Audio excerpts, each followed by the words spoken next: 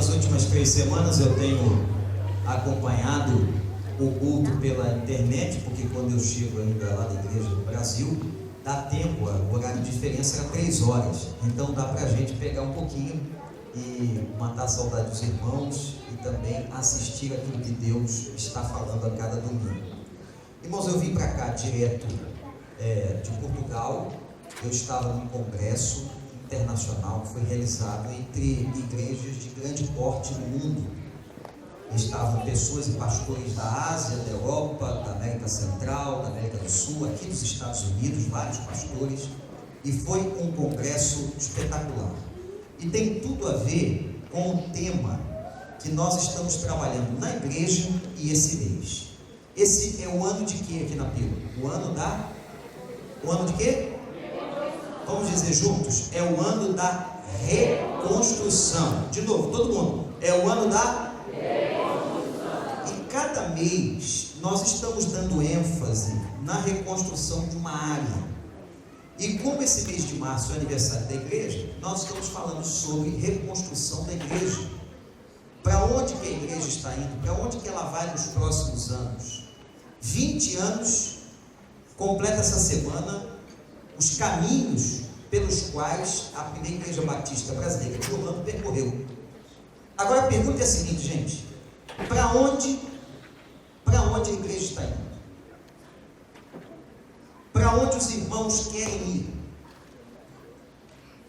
Isso é interessante, essa colocação, e eu desafio o seguinte: a igreja não vai para um lugar diferente daquele que você decidir. A igreja só vai para onde você vai. Você é igreja. A igreja não é essa estrutura. Isso aqui não é igreja. Isso aqui é um prédio, um local de encontro. Mas a igreja sou eu e você. O Senhor quer abençoar sobremaneira a vida da igreja. O Senhor tem muita coisa boa para a sua igreja, em todas as partes do mundo. Agora depende de nós estarmos preparados e desejarmos aquilo que Deus quer para nós. Para onde você quer ir como igreja? Para onde vai a primeira igreja batista brasileira de Orlando? Eu estava ouvindo um testemunho, irmãos, porque está acontecendo algo tremendo nas igrejas da Europa. Veja como Deus está fazendo. Às vezes, Deus pega uma tragédia e transforma a tragédia. E usa a tragédia para o engrandecimento do seu nome. O grande problema hoje na Europa chama-se refugiados. Os irmãos têm uma ideia, só a Alemanha, e tínhamos lá alguns pastores da Alemanha. É feio para nós, né? Na nossa língua, o pastor alemão estava lá, pastor alemão. Pastores da Alemanha disseram que só na Alemanha entraram 1 milhão de refugiados. Ora, países como a Dinamarca, como a Noruega, países ricos, países de desenvolvimento high-tech, estão recebendo refugiados da Síria e de outros lugares do Iraque e onde o ISIS tem atuado. Aí você vai perguntar assim: pastor, o que a igreja tem com isso? Traça um paralelo. Qual era a situação espiritual das igrejas europeias até no outro dia? A situação era de esfriamento, a situação era de secularismo, a situação era de uma igreja empobrecida espiritualmente. Olha o que Deus está fazendo. Deus está levando essa massa de refugiados para procurar as igrejas da Europa. E está havendo um tremendo despertamento espiritual no meio das igrejas. Louvado seja o nome de Deus. Deus está transformando a tragédia que está acontecendo na Europa com o problema dos refugiados. O próprio Estados Unidos estão discutindo quantos refugiados eles vão receber. O problema dos refugiados hoje está tocando na própria igreja. E Deus está abrindo o coração daquele povo. Deus está trazendo um movimento de despertamento espiritual através da crise dos refugiados. Irmãos, foi testemunhado por vários pastores que estão pastoreando igrejas na Suíça, na Suécia, na Dinamarca, e eu assisti esses testemunhos todos semana passada. Essa semana que terminou. E eu fiquei pensando, meu Deus, como que o Senhor realmente é o dono da igreja? Se dependesse de mim e de você, a igreja tinha fechado. Mas uma coisa maravilhosa é que foi Ele que garantiu: as portas do inferno não prevalecerão contra ela. Você pode dizer amém? Amém. As portas do inferno não prevalecerão contra a igreja. Por mais que nós façamos o maior esforço, os nossos pecados, para prejudicar a igreja, o Senhor é o Salvador da igreja. O Senhor é aquele que ama a igreja. E agora você tem que entender o seguinte: a igreja sou eu. A igreja não é uma razão social. Primeira igreja batista brasileira de Orlando, primeira igreja batista do Recreio dos Bandeirantes do Rio de Janeiro. Isso não é igreja. Igreja não é um prédio, mas igreja é ajuntamento dos santos. Igreja é a congregação dos salvos. E essa pergunta, quando a Pico faz 20 anos, essa semana, veio ao meu coração para compartilhar com vocês. Para onde a igreja está indo? E Deus me deu um texto, que está no livro de Atos, capítulo 13, eu quero convidar você a ler sua Bíblia. Uma história espetacular, que você vai poder entender a relação dessa história com o futuro da igreja. Atos capítulo 3, versículo 1, certamente você já leu esse texto, conhece essa passagem, que diz assim: certo dia Pedro e João estavam subindo ao templo na hora da oração, às 3 horas da tarde, a oração a nona, como diz algumas versões. Estava sentado, levado para a porta do templo chamada Formosa, um aleijado de nascença, que ali era colocado todos os dias para pedir esmolas aos que entravam no templo. Vendo que Pedro e João iam entrar no pátio do templo, pediu-lhes esmola. Pedro e João olharam bem para ele, e então Pedro disse: olha para nós. O homem olhou para eles com atenção, esperando receber deles alguma coisa. Disse Pedro: não tenho prata nem ouro, mas o que tenho, isto lhe dou. Em nome de Jesus Cristo Nazareno, ande. Segurando pela mão direita, ajudou a levantar-se. Imediatamente os pés e os tornozelos do homem ficaram firmes. De um salto pôs-se em pé e começou a andar. Depois entrou com eles no pátio do templo, andando, saltando e louvando a Deus. Quando todo o povo viu, reconhecendo que era o mesmo homem que costumava mendigar sentado na porta do templo, chamada Formosa, todos ficaram perplexos e muito admirados com o que lhe tinha acontecido. Que Deus nos abençoe. Meus irmãos, para onde vai a igreja? Nesse século 21, nessa loucura que o mundo está vivendo. Aliás, orem pela igreja brasileira. A igreja brasileira liderou um movimento de 1,5 milhão de assinaturas para a modificação de leis no Brasil. Quem liderou esse movimento hoje foi a igreja brasileira. Em pouco mais de 6 meses, a igreja levantou 1,5 milhão de assinaturas. Orem pelo nosso país, a crise que vocês todos estão acompanhando no dia de hoje. Só em Copacabana foram mais de 1 milhão de pessoas. A situação é séria. Como é séria a situação eleitoral dos Estados Unidos. com a possibilidade de candidatos radicais contra imigrantes ganharem a eleição. Gente, o mundo não está desconectado. Você vai dizer assim, pastor, o que tem a ver a questão dos refugiados na Europa, a eleição americana e a manifestação do Brasil? Está tudo interligado, gente. Está tudo interligado. Existe uma orquestração, existe uma questão que vai além da política, que é uma questão espiritual. E a pergunta que a gente faz é a seguinte: para onde que vai a igreja? Como é que vai ficar a igreja? Como é que vai ficar a igreja diante da perseguição, diante da questão dos refugiados? Como é que vai ficar a igreja nos Estados Unidos?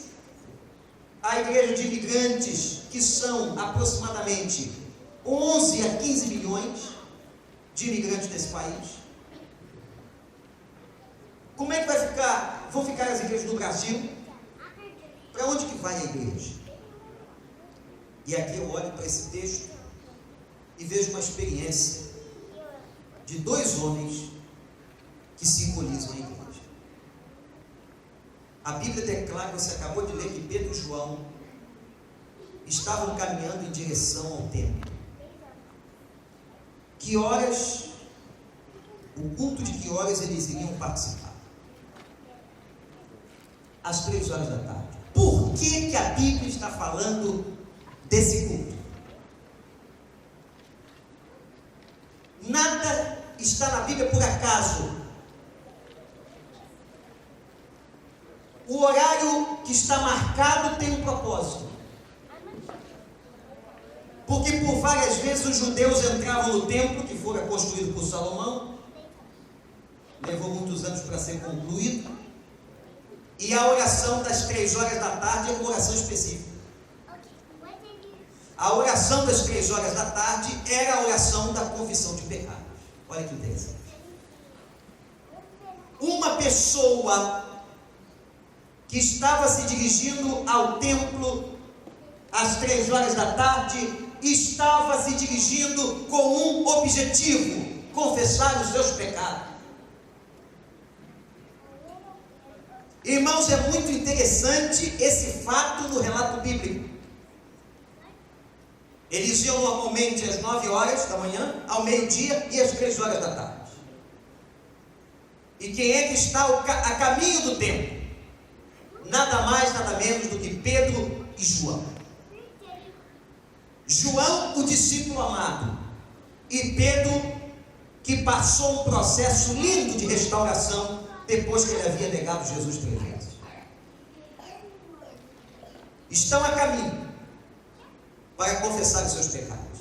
Eu fico imaginando, coloque-se agora nesse texto. Meus irmãos, se Pedro e João, homens desse quilate espiritual, discípulos de Jesus, iam ao templo confessar os seus pecados, e nós,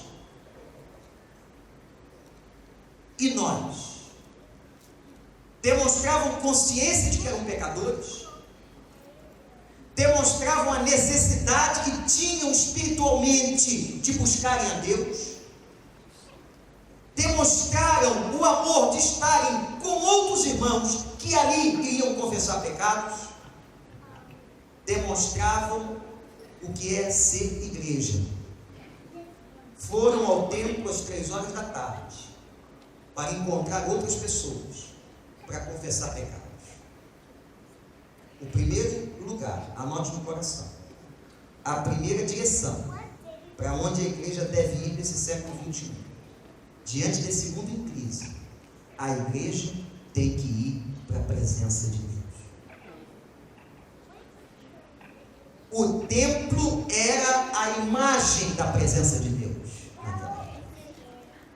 O templo era o símbolo da presença de Deus.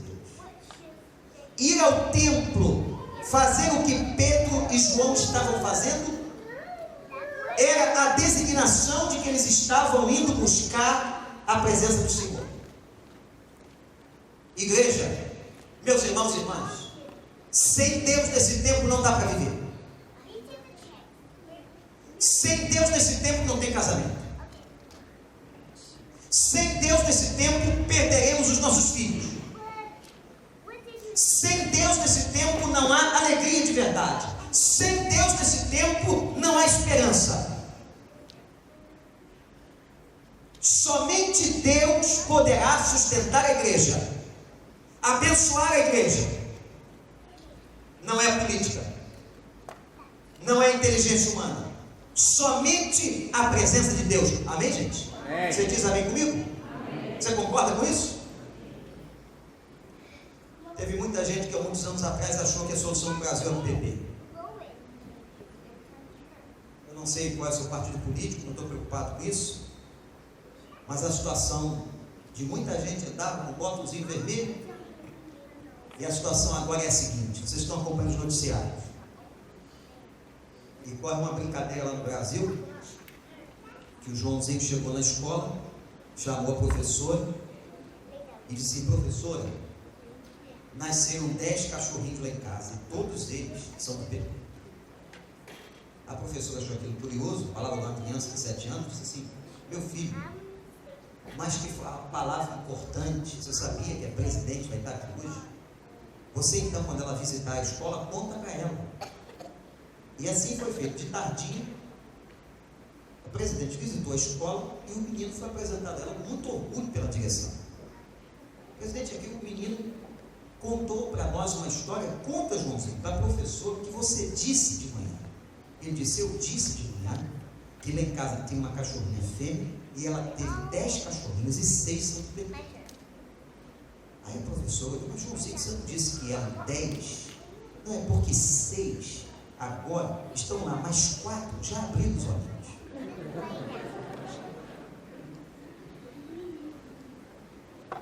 Quando a gente costuma abrir os olhinhos, a gente costuma perceber que política não resolve, que partido não resolve, que não são pessoas que resolvem. Quem vai dar jeito na vida do povo é Jesus. A esperança do mundo é a igreja, como diz Bruno. A igreja tem que caminhar para a presença de Deus. A igreja tem que ir com os seus irmãos, com o seu grupo, com a sua congregação, colocar diante de Deus as suas fraquezas. Gente numa fé consistente, séria. Tem muita gente nas nossas igrejas que não tem qualquer maturidade espiritual. Frequentam as igrejas há muitos anos e não sabem nada da Bíblia e da palavra de Deus que nos sustenta. Quando eu digo de uma igreja que tem que ir para a presença de Deus, é uma igreja quebrantada, é uma igreja buscando a palavra, é uma igreja em oração, é uma igreja madura e se solidificando.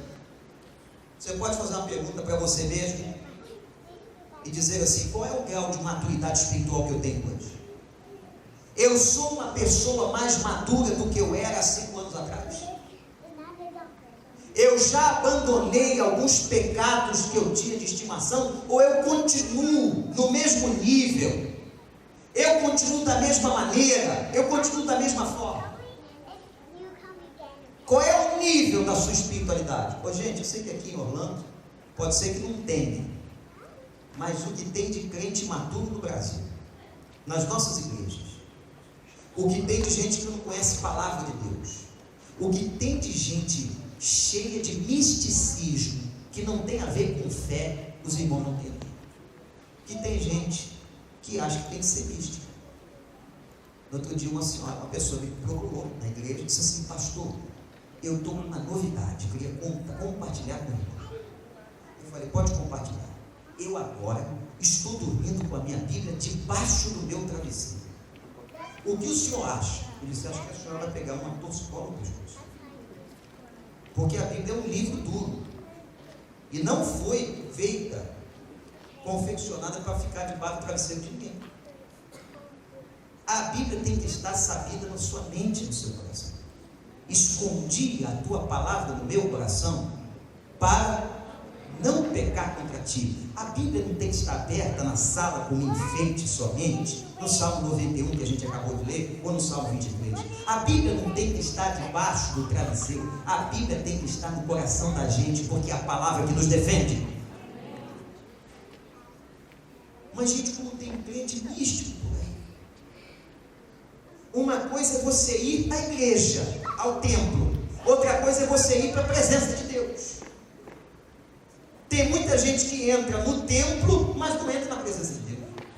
Sabia disso? Tem muita gente que entra no culto, mas não participa e não adora. Nós temos que ir para a presença dele. Eu não sei se cheguei a contar a vocês uma vez que o pastor Fausto Vasconcelos e eu fomos a Israel, e no caminho passamos pelo Egito, fomos ao Monte Sinai. E tem que subir o Monte Sinai. Então, o pessoal sobe para ver aquela península. O Sinai é uma península linda e tem um monte que é muito alto. Como a Bíblia diz que Moisés foi ao monte mais alto da península, o pessoal até hoje faz esse trajeto, mas alguns de maneira muito mística, achando que Deus se manifesta só lá em cima do morro. E aí um grupo grande conosco começou a subir. Começamos a subir em 30. No meio do caminho só eram uns 15. Porque subir 2.400 metros, começando meia-noite, numa montanha pedregosa é difícil. Mas quando eu lá para o meio da história, eu estava cansado. Mas como é que eu vou dizer isso para o povo, né? O povo veio, o pastor está na frente, o povo acha que pastor não cansa, que pastor não dorme, que pastor não tem fome, pastor não ser esquisito. Ele não é nem humano, não é divino, ele é estranho. Pastor é um sujeito estranho, na mente de muita gente. Mas eu cansado, falei assim, comecei a me defender na mente. Falei, acho que Moisés subiu nem sempre daqui. Moisés ficou por aqui mesmo. Qual era a diferença de Deus dar as tábuas lá em cima ou dar aqui embaixo? Então é bobagem isso. Então o Wander volta. Eu falando comigo, volta, você está cansado, já são 2 da manhã. Ou fica aqui na cabana do beduíno. Os beduínos sobem, a gente mora no deserto.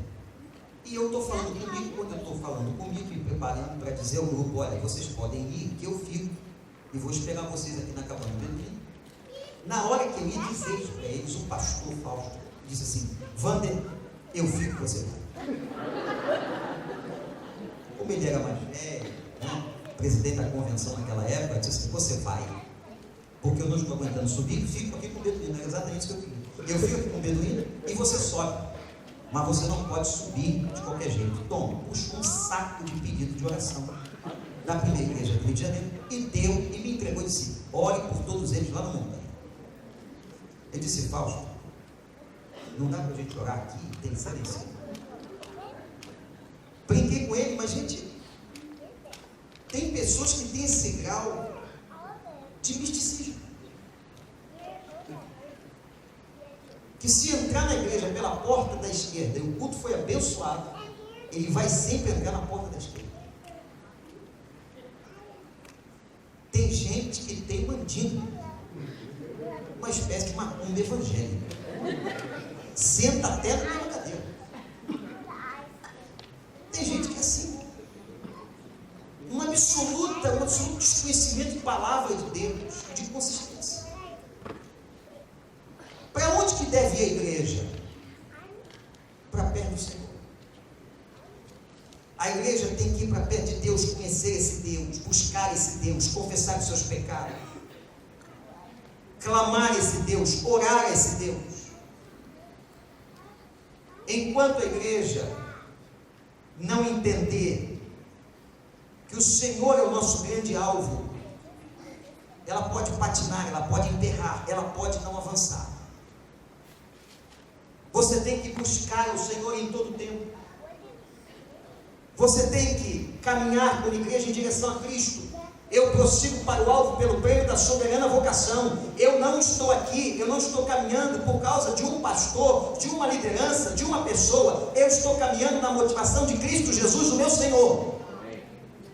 Eu sigo na igreja por causa de Jesus. Eu louvo na igreja por causa de Jesus. Eu entrego a minha oferta por causa de Jesus. Não é por causa de homens, é por causa de Jesus. Pedro e João estavam indo em direção ao encontro das 3 horas da tarde. E vem agora um momento importante, quando no meio do caminho encontram um aleijado de nascença. Segunda parte da nossa reflexão. Eles estão indo enquanto um aleijado. Deus muda a nossa agenda. Deus, anota isso no coração. Deus muda a nossa agenda. Às vezes você tenta ir para um lado, Ele faz você ir para o outro. Às vezes você quer chegar no lugar, Ele coloca outra coisa no seu caminho. Mas saiba de uma coisa, meu irmão, minha irmã. Se Deus mudar a sua agenda, não esqueça que a sua vontade, a vontade dEle, é boa, agradável e perfeita. E Deus interrompeu a agenda de Pedro e João com aquele aleijado. Que aleijado era aquele? Que aleijamento ele tinha? Ele tinha todos, não era só aleijado físico. Imagine que ele tinha um aleijamento emocional. Era um mendigo que vivia na rua, vivia na porta da igreja, pedindo esmola. Era um aleijamento espiritual, que o texto demonstra isso. Aquele homem não era só um paralítico, aquele homem tinha problemas emocionais, aquele homem tinha problemas espirituais. Aquele homem era um aleijado na alma. O texto faz a descrição de um trapo humano.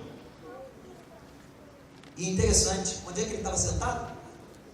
Onde ele estava sentado, igreja? Na porta do templo. A maioria das pessoas que precisam de Deus essa noite não estão aqui dentro.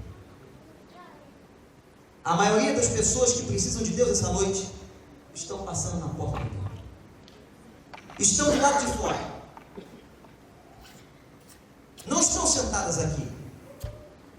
Os aleijados físicos, os aleijados emocionais, os aleijados espirituais. Muitos deles estão fora do templo. E curioso e irônico, na porta chamada Formosa. Como é que pode haver formosura na vida de uma pessoa aleijada há 40 anos, que nasceu dessa maneira, impedido de sonhar, impedido de andar, amaldiçoado pelo povo, porque uma pessoa doente era amaldiçoada pelo povo? E eu quero dizer para você o seguinte: é esse tipo de gente que Deus colocou você aqui em Orlando para encontrar. Se Deus trouxe você para cá e você conheceu o Senhor Jesus, e você teve uma experiência de vida com Ele, e Deus te colocou aqui nessa terra, o maior propósito, você como crente, é que você testemunhe do poder e do amor desse Deus. Os aleijados espirituais e emocionais estão aí nessa terra. Quanta gente sem Deus, quanta gente sem esperança, quanta gente precisando da graça. Trabalha com você, é seu vizinho, se move perto de você e você às vezes não entende. Precisa de uma palavra. Para onde que a igreja vai? A igreja vai para os pés do Senhor, mas a igreja vai fazer um movimento de olhar para aqueles que estão aleijados na porta do templo. E às vezes, gente, não é na hora, na melhor hora, nem no melhor momento, mas você tem que estar disponível para Deus te usar. Eu me lembro de uma experiência. Uma vez eu peguei um voo vindo do Maranhão para o Rio. O avião era danado, aquele avião que sai 3 da manhã. Para o avião sair 3 da manhã, você tem que estar lá 1 hora da manhã. Para você estar lá 1 hora da manhã, você tem que ter saído de casa, lá no Rio, mais 11 e pouco. Todos os perigos. Aí você vai pegar o avião às 3, vai andar mais 3 horas de voo e vai chegar lá no Maranhão. Imagina. E isso, depois de um dia de trabalho, um dia de cansaço. Quando eu entrei, quando eu estava planejando entrar no avião, eu disse assim: eu vou tentar dormir. Esse negócio vai balançar, eu vou ficar lá, vou dar uma descansada. Entrei. sentou do meu lado uma senhora, uma bolsa imensa. Sabe aquelas bolsas que faz muito barulho, que tem vários sacos plásticos dentro, e a pessoa amassa o saco, até 3 horas da manhã, eu em silêncio, todo mundo caído, e ela amassando o saco dentro da bolsa e tal, do meu lado. Eu falei, vou levar o meu propósito avante. Fechei os meus olhos, quando de repente ela bate comigo. Disse assim, o senhor quer conversar? Sabe o que eu respondi, gente? Não, senhor. Respondi, tá. Quero no senhor, estou cansado. Espera aí. Então, antes de você dormir, quero que você conheça a minha família. Puxa da bolsa no meio dos sacos um álbum de família, bem grosso. Abriu na primeira parte e disse, agora você vai conhecer. Essa aqui é minha tia, essa aqui é minha prima. Ela foi 3 horas falando da família dela. E você deve imaginar a alegria que eu senti, né? Quando chegou lá no final, quando o avião ia descer no Maranhão, eu não tinha dito uma palavra. Só pedi a Deus que eu dormisse na frente dela. Eu consegui falar alguma coisinha e disse assim, a senhora ama muito a sua família, né? Ela começou a chorar. Ela só precisava de um ouvido. Mas tinha que ser 3 da manhã? Tinha. 3 da manhã era eu que estava disponível. E foi a mim que Deus escolheu para estar do lado dela, porque tinha um monte de poltrona, podia cair em outra, mas caí naquela. E eu comecei a conversar com ela. Gente, aquela mulher aceitou Jesus. Às vezes as coisas acontecem de uma maneira que nós não esperamos. São os aleijados que estão na porta do templo. São os necessitados que estão do lado de fora. Eu me lembro de um cara muito perturbado que vivia na praça de uma igreja onde nós fomos criados no Rio de Janeiro. E ele vivia naquela praça, tinha um comportamento estranho, um comportamento até psicótico. E ele ficava em frente à igreja, era um aleijado na porta do templo, literalmente. Um dia, uma senhora passou por nós jovens, naquela época, e disse assim, vocês já evangelizaram esse senhor? Vocês já perceberam que ele está sempre na porta do templo, do jeito dele, esquisito, mas ele está sempre aqui. Vocês já falaram de Jesus para ele? Aquilo mexeu com a gente. Nós entramos, como todo domingo fazíamos, entramos na igreja para assistir o culto, para louvar ao Senhor. No sábado seguinte, o corpo daquele homem estava no corredor da praça. Aquilo foi um choque tão grande, porque nós não tivemos a proatividade, o movimento, a decisão de falar de Cristo para aquele aleijado da porta do templo. Às vezes não é aleijado físico, gente, é aleijado emocional, é aleijado espiritual, é aleijado na sua autoestima. Pode ser que alguém tenha entrado aqui, eu não conheço, que traga na sua alma um aleijão, uma dor, um sofrimento, uma tristeza. Para onde que a igreja vai? A igreja vai em direção ao Senhor, mas a igreja também vai em direção ao necessitado. É por isso que essa igreja foi plantada, nascida na casa do irmão Edilton, mas depois, hoje está aqui depois de 20 anos, ela está plantada com uma razão única, a razão de ganhar pessoas para o reino de Deus. A razão de evangelizar, de proclamar o evangelho, de levar a palavra, é por isso que ela existe. A razão pela qual ela existe está nesta síntese. E ela só tem razão de existir e de continuar existindo se os irmãos mantiverem essa chama acesa. Porque o dia que o Senhor quiser, e da maneira que Ele quiser, Ele fecha, Ele interrompe, como muitas comunidades foram interrompidas por Deus. Quando Deus não vê mais propósito, quando as pessoas perdem o foco, quando as pessoas perdem a visão, quando as pessoas não querem mais saber dos aleijados e transformam a igreja num clube particular, numa confraria pessoal da sua casa, da sua família. Não, igreja não é uma confraria pessoal, igreja é reino de Deus. E que o propósito dela na terra é ajudar, salvar, levar o evangelho aos aleijados, aos que estão morrendo do lado de fora, aos que estão morrendo sem Cristo no lugar onde Deus colocou você para trabalhar. Para onde é que a igreja caminha? A igreja caminha para a presença de Deus sempre. A igreja caminha em direção a esses aleijados. E eu quero dizer uma terceira coisa. A igreja caminha com um propósito de cura nas suas mãos. Mas para que uma igreja cure, ou seja, instrumento da cura de Deus, e nós não curamos ninguém. Para que uma igreja seja instrumento da cura de Deus, ela tem que ter saúde. Eu nunca vi um doente ser instrumento de cura na vida de uma outra pessoa. Tem que haver saúde. O que vocês têm que pedir a Deus, o que nós temos que pedir a Deus como igreja, que Deus nos dê saúde.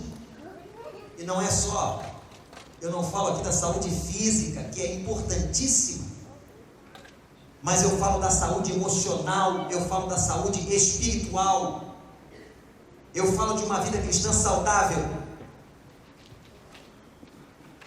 E Pedro e João caminhavam, se deparam com aquele aleijado e vão fazer o quê? Agora eu quero que você observe 3 movimentos de Pedro e João. 3 movimentos, que devem ser os 3 movimentos da igreja. Primeiro diz o texto, eles fitaram os olhos no homem. Fitar os olhos é ver, olhar. Será que nós estamos fitando os olhos como igreja naquele que precisa? O texto diz que o homem era colocado ali para pedir esmola. O homem não esperava. Veja que expectativa baixa desse homem. O que ele esperava da vida? O que ele esperava da vida? Esmola. Inclusive não esperava nada daquela religião lá. Ele estava na porta de um templo. Aquela religião judaica, legalista, que muita gente que passou por ali não deu qualquer atenção a ele na porta do templo. Ele não esperava nada. O texto diz que o primeiro movimento foi fitar os olhos. Gente, nós precisamos fitar os nossos olhos.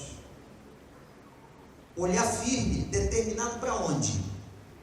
Isso é interessante, para onde que a igreja tem olhado? Não perca seu tempo olhando para bobagem. Não perca seu tempo olhando para disse-me-disse, para fofoquinha. Não perca seu tempo com coisa pequena. Não perca a sua visão. Não perca seu foco. Olhe para o propósito de Deus em salvar vidas. Às vezes nós gastamos muito tempo com bobagem dentro da própria igreja. A igreja distraída por tanta coisa e esquece de ver aquilo que é o mais importante. Como por exemplo, você sabia que há 27 milhões de pessoas ainda escravas no mundo?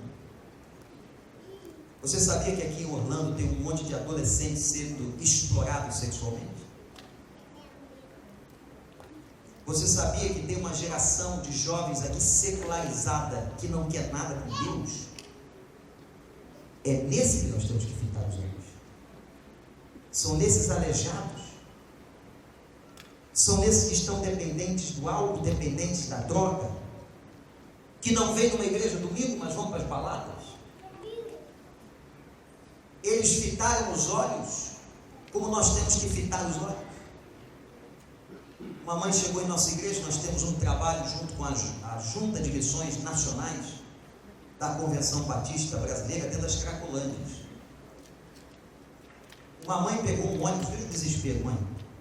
Mãe pegou um ônibus na Bahia, para o Rio, desceu na rodoviária e foi perguntar onde tinha uma Cracolândia na Avenida Brasil. Ela foi para aquela Cracolândia e encontrou um pastor da Junta de Missões Nacionais. e perguntou assim: aqui é a Cracolândia? É. Eu vim aqui procurar o meu filho, porque eu soube que meu filho fugiu do Rio e está numa Cracolândia aqui. O homem, o pastor, olhou para ele assim: minha senhora, só nessa Cracolândia tem 2.000 viciados, andando pelas ruas igual zumbi, cheios de crack. Só que a cidade do Rio de Janeiro tem dezenas de Cracolândias. E ela disse assim: mas eu vim aqui e Deus vai me mostrar onde ele está, e eu vou resgatar o meu aleijado. O pastor ficou tão motivado e tocado com a ação, com a palavra daquela mulher, que pegou aquela mulher e entrou para dentro da favela. E começaram a procurar, porque uma coisa é você procurar o seu filho inteiro, limpo. Outra coisa é você procurar uma pessoa que virou um trapo humano. 4 horas depois, ela encontrou o filho. Aquela mãe se abraça ao seu filho. O pastor, olhando a cena, começa a chorar. E ela diz: filho, eu sou sua mãe, quero cuidar de você, vamos voltar para casa. Aquele menino foi tirado naquele momento, a junta ajudou o tratamento daquele rapaz. Hoje ele está completamente restaurado para a glória de Deus. Sabe por quê? Porque alguém fitou os olhos nele, alguém foi atrás dele, e alguém se interessou por essa pessoa. Diz o texto que eles fitaram os olhos e que se compadeceram. Segundo ato. O primeiro ato que eles tiveram foi fitar os olhos. Ver, você tem que ver. Abre o olho. Os campos estão brancos para a ceifa. Quem é que está do teu lado? Quem é que está precisando? Abre o olho. Tira os olhos apenas de você mesmo, dos teus problemas, das tuas necessidades. Comece a olhar as necessidades das pessoas. Esse é o caminho da igreja.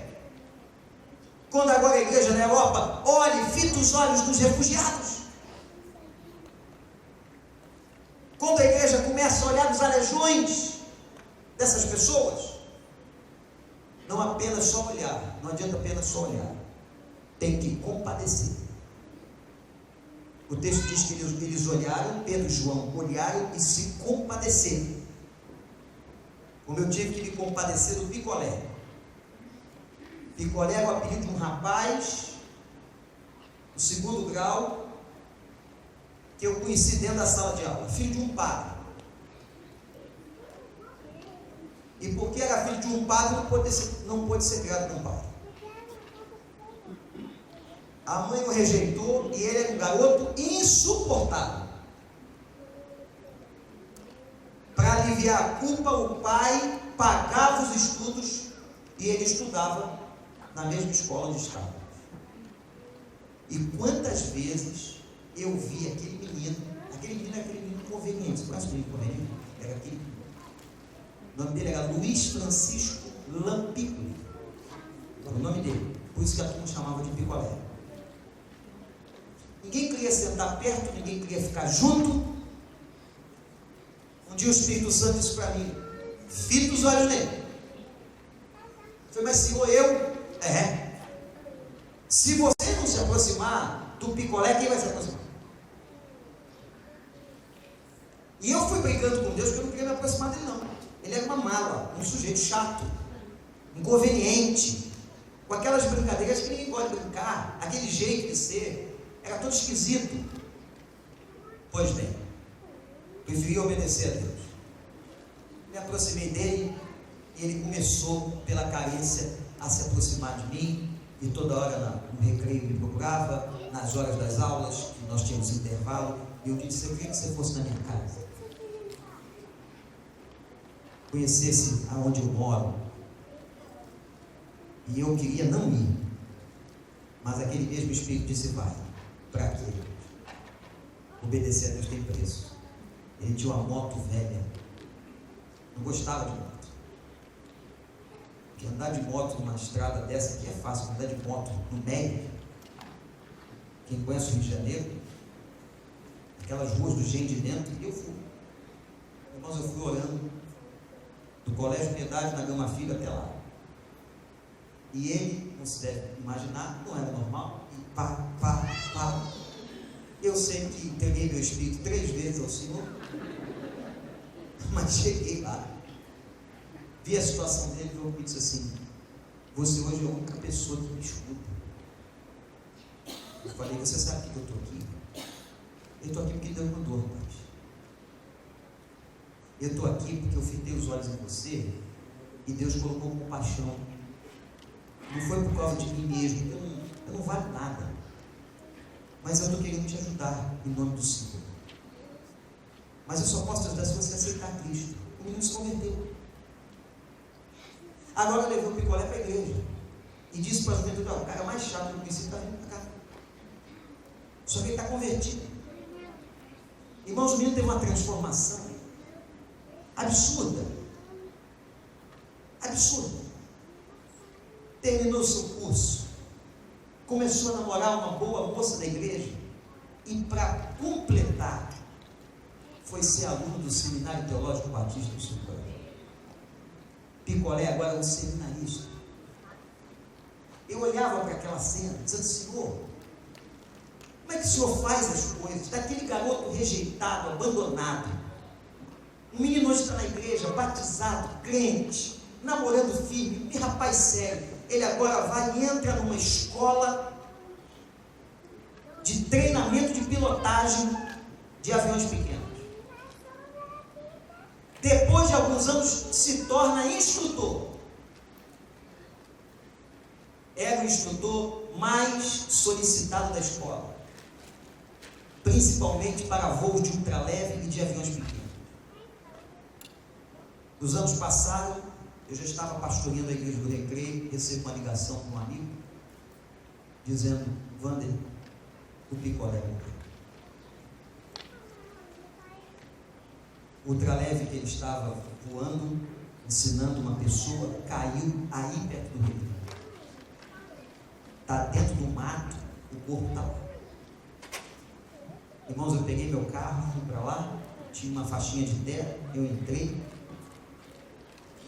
e depois não dava mais para ir de carro, eu fui a pé, e já tinha gente do corpo de bombeiros, e lá estava o pequeno ultraleve, todo retorcido, e o corpo dele coberto. Sabe o que eu fiz? Depois de me emocionar, disse: Senhor, louvado seja o teu nome. Porque um dia o Senhor me mandou ir atrás dele e ficar os olhos dele. O Senhor deu ordem para que eu fosse ele. Aquele rapaz inconveniente, mas agora ele está morto. Mas eu sei que ele está na tua presença. Eu não sou mais culpado pelo sangue desse homem. Irmãos, quantas oportunidades que nós temos de fitar os olhos. A igreja tem que fitar os olhos desses aleijados espirituais e emocionais. Tem que ter compaixão. E veio o último ato de Pedro, muito interessante na história. Quem conhece a Bíblia, ele diz assim: olha para nós. Interessante o detalhe da palavra. Como interessante foi o detalhe das 3 horas da tarde, interessante é o detalhe quando Pedro diz: olha para nós. Ora, se ele está subindo a escada do templo e diz para o aleijado: olha para nós, o aleijado estava olhando para onde? Para baixo. O texto grego diz assim: olha para cima. Esse homem deprimido, esse homem arrasado, esse homem pedindo esmola, esse homem aleijado, esse homem que era nada para a sociedade, era um deprimido olhando para o chão. Só esperava da vida esmola. Olha para baixo. Olha para cima. Olha para o alto. Tem uma esperança. E Pedro diz assim: eu não tenho nem ouro nem prata, mas tudo que eu tenho, e é tudo que a gente tem, né, gente? Eu vou te dar. Em nome de Jesus, levanta e anda. Eu não sei o que você tem na vida, mas se você não entendeu ainda, eu quero dizer para você: a única coisa que a gente tem nessa vida é o nosso Senhor Jesus. todas as outras coisas ficarão nesse mundo. Nada levaríamos para o nosso túmulo. E Pedro disse a ele: em nome de Jesus, levanta e anda.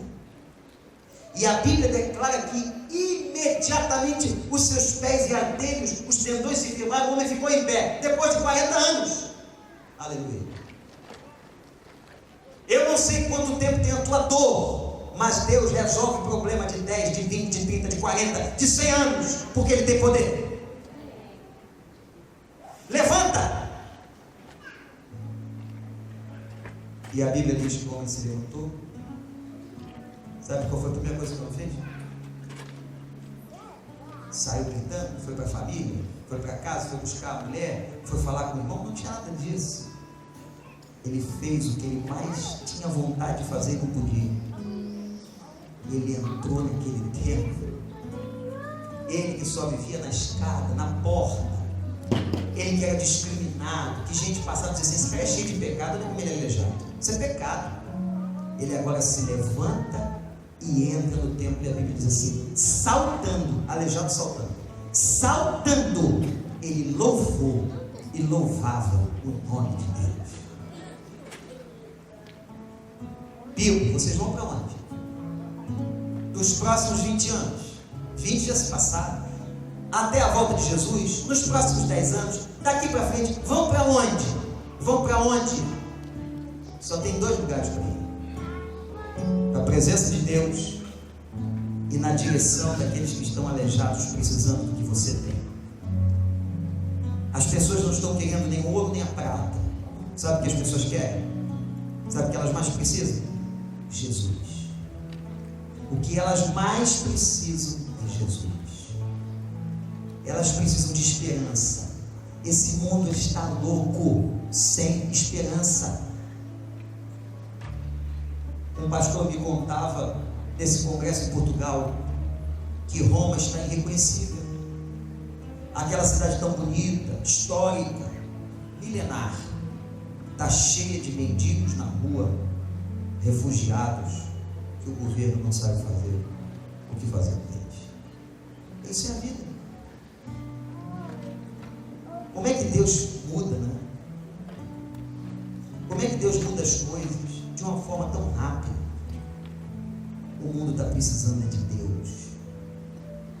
Igreja Batista Brasileira de Orlando, só tem 2 lugares para vocês irem: a presença do Senhor, simbolizada aqui no templo, e em direção do necessitado. É isso que vale a pena, gente. O resto é bobagem. O resto é bobagem. O resto é perda de tempo. O resto é tititi. O resto não interessa. É em direção dos picolés da vida. É em direção dos necessitados. É em direção dos rapazes que estão aí, aqui em Orlando, na porta dos templos, lá na escola, no seu trabalho, aonde você anda, eles estão aí, precisando do Senhor. E que você chegue a eles com autoridade celestial, fita os olhos, como diz o texto, compadece e diz a eles assim: ó, eu não tenho dinheiro não, cara. O garoto, eu não tenho dinheiro não, mas tudo que eu tenho eu vou te dar. Eu vou te dar o nome de Jesus. Eu estou trazendo a cura do Senhor, e aquela pessoa vai experimentar, não é o teu poder não, a graça do nosso Deus, e ela vai ficar de pé, e ela vai olhar para cima, e ela vai ser curada para a honra e glória do Senhor. É só isso aí. É o lugar para onde a igreja tem que ir. Vocês têm que ir. A igreja do Recreio tem que ir. A igreja do Rio de Janeiro, a igreja de Nova York, vocês aqui em Orlando. É esse o lugar que a gente tem que ir nesse mundo, nessa geração, nesse século, em direção ao Senhor e em direção a levar cura aos aleijados desse mundo. Que Deus abençoe a nossa vida. Que Deus abençoe os 20 anos. Celebrem os 20 anos, mas fitem os olhos nos próximos anos, pedindo ao Senhor, que esse tempo se encha de aleijados restaurados, cantando e louvando ao nome de Deus. Queria que nós abaixássemos as nossas cabeças, se você orasse comigo agora.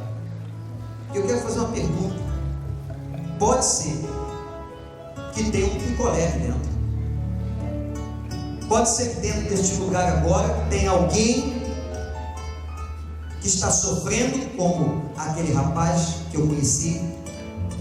Pode ser que tenha uma moça, um casal, que esteja sofrendo na escadaria, com os olhos para baixo, em depressão. Pode ter. Pode ser que tenha alguém aqui nessa noite que veio ao culto, veio na festa dos 20 anos, mas que esteja sentindo dor na alma, no coração. Pode ter. E eu quero perguntar a você, se você gostaria de entregar a tua dor a Jesus. Se você gostaria de dizer assim: Senhor, eu tenho sido como aquele homem na porta do templo. Eu tenho sido como aquele homem cheio de aleijões na minha alma, cheio de problemas, mas eu quero receber a tua cura, a tua restauração. Feche os teus olhos agora e diga para Deus assim: Pai, eu preciso e eu quero que o Senhor me coloque de pé. Eu preciso e quero que o Senhor me liberte de toda amargura, de toda depressão, de toda tristeza. Eu quero a cura celestial. Eu preciso que o Senhor cure os meus aleijões. Eu quero, Senhor, eu preciso que essa graça bondosa que atingiu aquele homem na escadaria do templo atinja a mim e a minha casa. Você quer isso, meu irmão, minha irmã? Eu quero orar por você e pela sua família. Se você quer, levante sua mão onde você está. Eu vou ver e vou orar por você. Faça só um sinal. Deus abençoe. Deus abençoe a senhora. Deus abençoe. Deus abençoe. Quem mais? Eu preciso. Deus abençoe. Quem mais pode ser isso? Eu preciso. Eu preciso. Deus abençoe. Deus abençoe. Eu queria convidar vocês a que ficássemos em pé todos. Nós vamos cantar uma canção. E quem quiser receber restauração, clamor a Deus para que o Senhor cure os teus aleijões, a tua dor, a tua crise. Vocês que levantaram as mãos e outros, venham aqui, o pastor vai orar por você. Vamos fazer isso? Enquanto cantamos, irmão Renato, pode começar. Você que levantou sua mão, você que sente no coração, sem qualquer constrangimento. Eu quero esperar você aqui agora. Pode sair do seu lugar. Pode. Jesus Cristo mudou meu viver. É a luz que ilumina meu ser. Sim, Jesus Cristo mudou. Tem outra pessoa aqui, por gentileza.